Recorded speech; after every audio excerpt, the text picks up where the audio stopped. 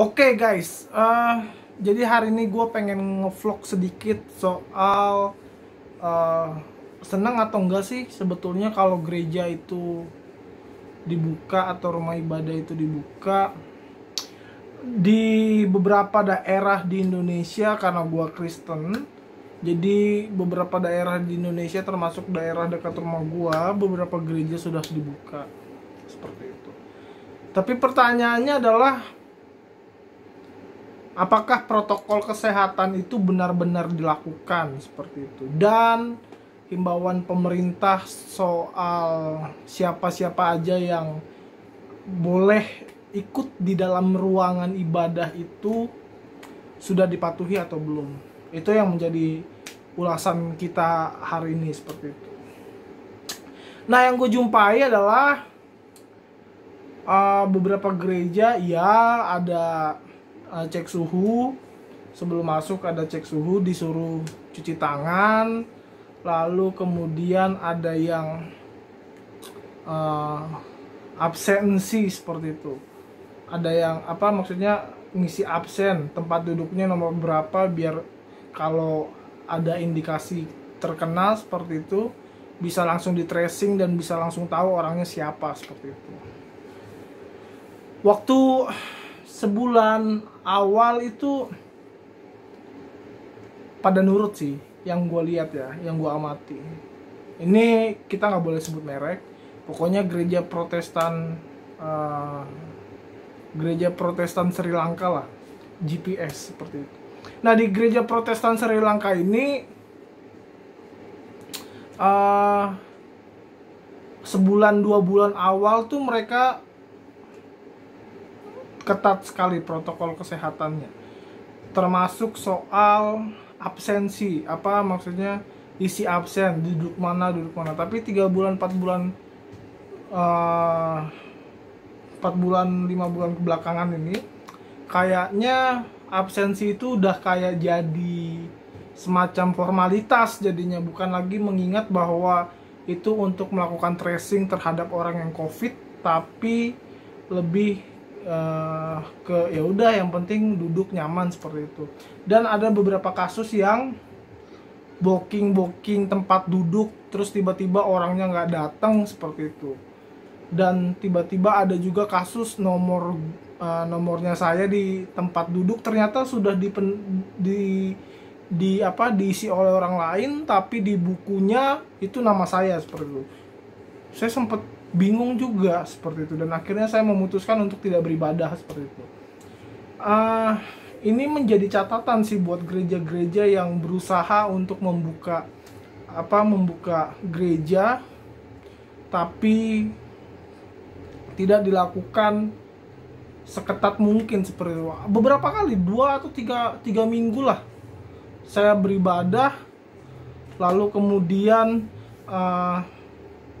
nomor saya di buku nomor 46 misalnya, ternyata nomor 46 itu sudah diisi oleh orang lain, dan saya juga komplain dong, kok ini bisa nomor saya udah terisi orang lain, siapa lagi yang nanya.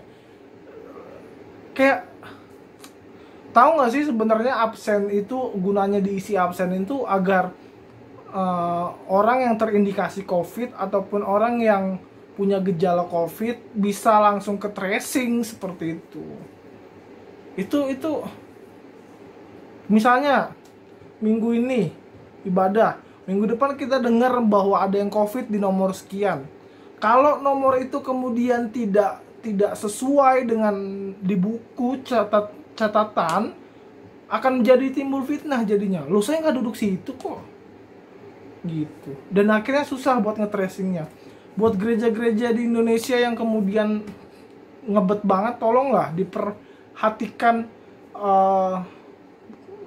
diperhatikan protokol kesehatannya itu gitu loh. Kita sudah bersyukur diberikan kesempatan untuk beribadah, janganlah kemudian nanti jadi masalah juga kan.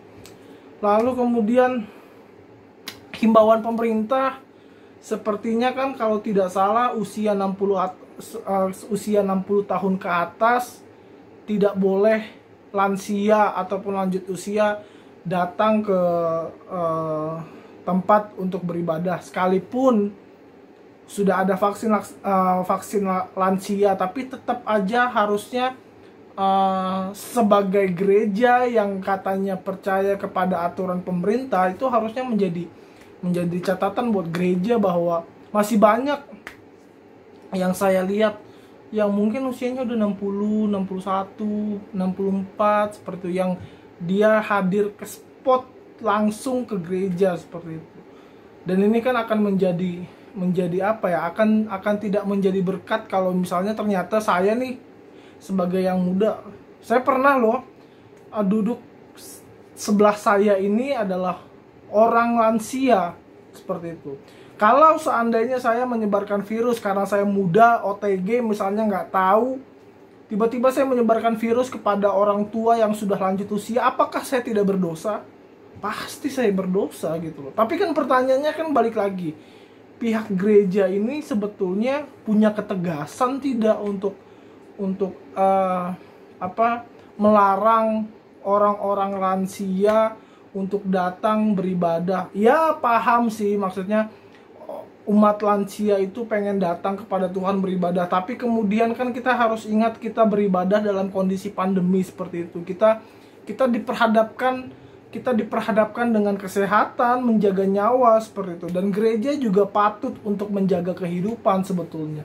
Dan itu yang saya sering lihat, kok lansia diizinin, kok kemudian orang tua lansia boleh beribadah, padahal kalau Satgas Covid kemudian suspek nih, ataupun ngeliat, ataupun Satgas Covid kemudian ngecek gereja masing-masing nih, itu bakal kena semua itu, dan akan jadi masalah baru lagi seperti itu. Sehingga buat gereja diminta tolong buat ketegasannya, karena kita bersyukur masih bisa diberikan kesempatan untuk beribadah lagi di gedung ibadah dengan protokol kesehatan yang ketat. Dan harapannya untuk teman-teman yang dengar ini, yang gerejanya masih ada lansia datang beribadah ke gereja dengan apa ya, dengan berat hati saya bilang, dilarang dululah yang datang untuk beribadah para lansia. Kasihan juga kan ya, kita nggak tahu virus ini menyebarnya cepat, dan kita nggak tahu tiba-tiba kita bisa kena seperti itu. Dan ya buat gereja, tahu dirilah seperti itu, diberikan kesempatan seperti itu kan, harusnya bisa menjadi contoh dan teladan seperti itu. Dan yang menarik sih ini sih, maksudnya termogan juga untuk mengukur suhu. Orang tuh seringkali termogan di tangan ya, padahal kalau kita ngecek suhu di orang tua kita ngecek suhu seperti itu, pasti yang dicek adalah ini, kepala seperti itu. Karena kalau kepalanya, maksudnya kita tuh nggak pernah diajarin cek suhu ataupun pegang tangan kan, enggak, pasti selalu di kepala kan, karena awalnya kan di kepala seperti itu. Jadi kalau sudah begitu, caranya juga diubah, karena takutnya nggak kedetek. Yang harusnya di sini beneran panas, ternyata di tangan masih dingin, karena prosesnya untuk menuju ke tangan itu prosesnya juga lama, seperti nggak langsung panas. Jadi takutnya nggak terlalu kedetek. Makanya kan saya selalu bilang, di sini aja nih, di sini gitu, biar langsung cepet. Oh ternyata 34,3, 34,7 seperti itu. Dan akan selalu seperti itu, dan mungkin kedepannya akan lebih dibenahi lah seperti itu. Karena ngelihat di tangan tuh kayak nggak biasa ngukur suhu aja gitu loh.